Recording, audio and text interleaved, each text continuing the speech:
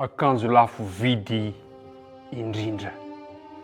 Akanjo lafo vidy indrindra izany loha hevitra tomanaitra izany no anasako anao indray aharitra hatramin'ny farany.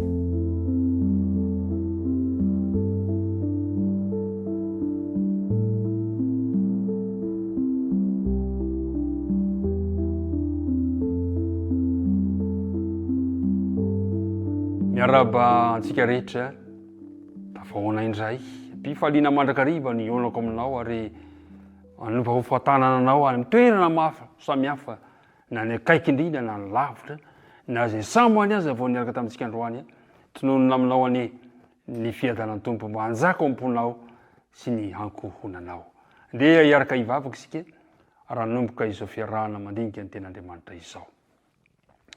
Andriamanitra rainay izay any an-danitro misaotra anao indray izahay ny amin'ity fotoana manokana omenao anay ity ahafahanay mandinika ny teninao, ahafahanay miara-mianatra eo a-tombotrao. Tomoera ty amponay ka esory tompo ny efitra mampisaraka anay aminao dia tsy fahatanteranay izany ary aoka kosa ary ny fanena masina mba harotsaka ao ty amponay azonay mandray zay tianao ambaraka ahafahanay mampifantatra ny sitraponao noho ny amin'nara Jesosy nangatany ny vavaka. Amen. Jaolona voalohany toko voalohany ny fasivy fantatrao zay ilay andinina tao tadidina izay. Raha miaiky ny fahotantsika isika dia mahatoky sy marina izy ka mamela ny fahotantsika sy manadio antsika ho afaka amin'ny tsy fahamarinana rehetra. Teny fikasana ny amin'ny famelan-keloka izany teny izany.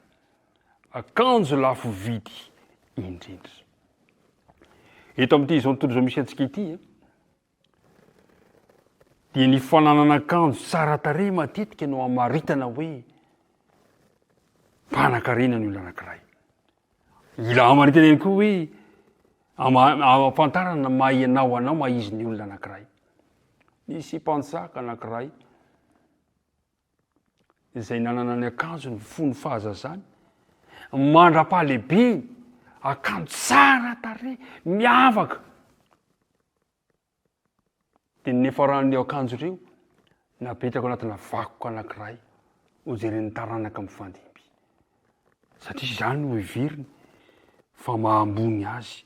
Zao nefa zatra mitranga ninona mety fitehirizana ny zavatra takan'ireny dia zao ny voalaza aza miary arena ho anareo ity an-tany zay misy kalalao sy arafesina manimba. Ao amin'ny matitiko fahenina ka ny 9:20 atantsika an'izany teny izany. Sady misy mpangalatra manambitrano sy mangalatra fa miary harena ho anareo any an-danitra zay tsy misy kalalao na arafesina manimba sady tsy misy mpangalatra manambitrano na mangalatra.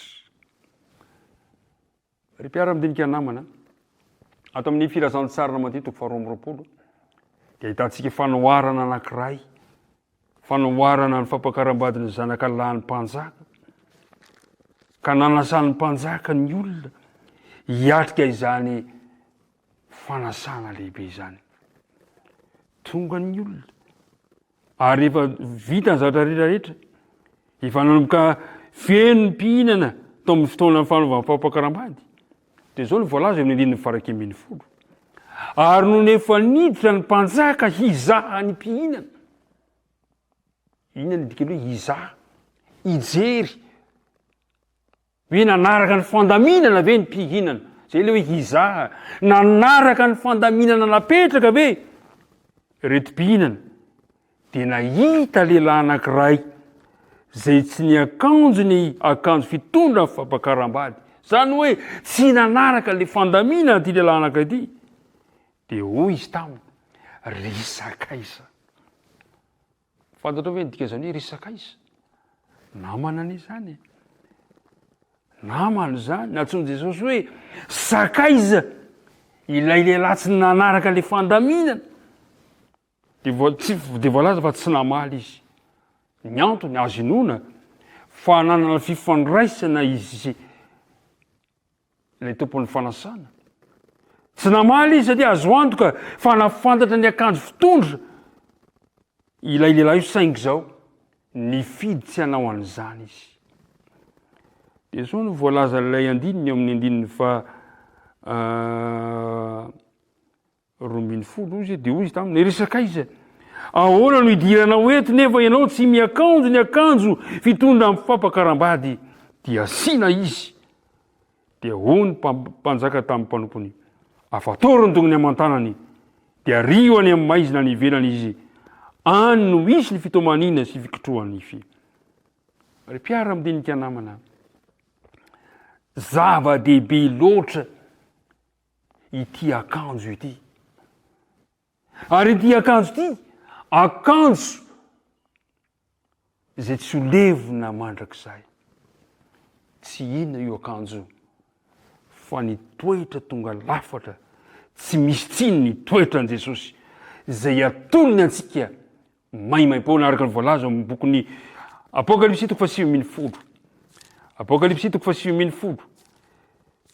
Ka ny andininy fahavalo manao hoe, ary nasaina ny tafo rongony fotsy madinika sady madio mankatsakatsaka izy. Fa izany rongony fotsy madinika izany dia ny asa marina ataon'ny olona masina. Mpiara-midinika namana, ilay rongony fotsy izany dia ny fahamarinana Kristy, maneho ny asa marina ataon'ny olona masina, toetra tsy misy pentina, zaraina maimaim-poana ho an'izay vonona ny andray azy. Tadidintsika ve Adama siva fonimbory tsy tonga ny fahotana dia nampitafiana akanjo fotsy vita amin'ny hazavana malefaka izy mivady.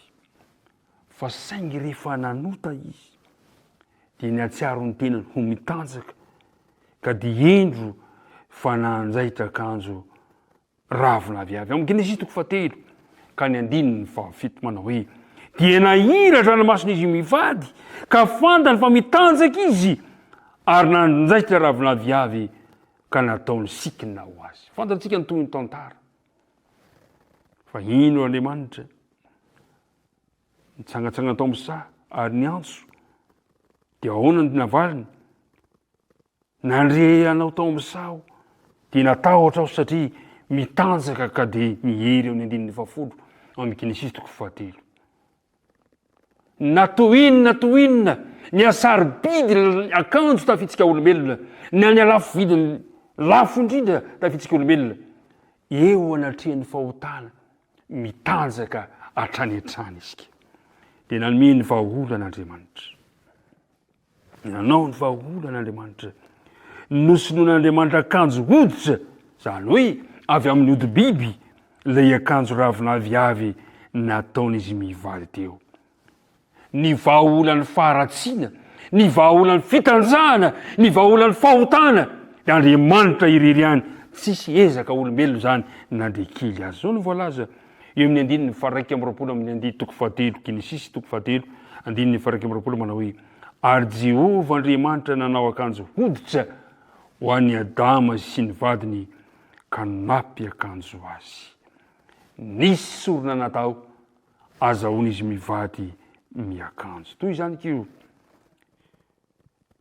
raha toka manaiky ny sorona nataon'i Kristy isika dia mandray ilay akanjo mpahamarinany. Nitanjaka sy mihinana izy ireo, niezaka nanolo ny fitafiany lanitra tamin'ny fanjairany ravina aviavy ho fitafiny. Saingy izao, tsy misy azon'ny olona visavisaina anolo ny akanjony tsy fananantsininy izay efa very. Tsy mila fitafiana amin'ny ravina aviavy, tsy misy akanjo fanaon'ny olona anaovana fanasany fampakaram-bady zanak'ondry.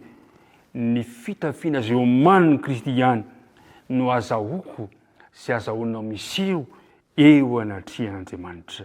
Io fitafiana io na ny akanjon'ny famarinan-tenany no atafo ny fanahy rehetra izay mibebaka sy mino an'i Kristy. Io ilay akanjo lafo vidy indrindra. Raisinao ve izany androany? Raiso izany mba ho tafianao dia tsy inona fa ny akanjo mpahamarinan'i Kristy. Io ihany no afaka manarona antsika ho afaka amin'ny tsy fahamarinana rehetra. Mino aho fa naiky andray izany akanjo omeny Kristy izany izao sy ianao. Tompony hitahiry ny fanapa-kevitra izay raisinao hivavaka isika. Tompo, omeo anay ilay akanjo dia ilay akanjom-pahamarinanao mba ho tafianay ahafahanay miaina sy velona amin'ity zao tontolo zao ity ho araka ny sitraponao. Ampio izahay tsy hiezaka hanao akanjo amin'ny herin'ny tenanay fa hitafy kosa ilay fitafiana avy aminao irery ihany. Dia tantano izahay, tehirizo ny fanapa-kevitra izay raisinay noho ny amin'ny anaran'i Jesosy. Amen.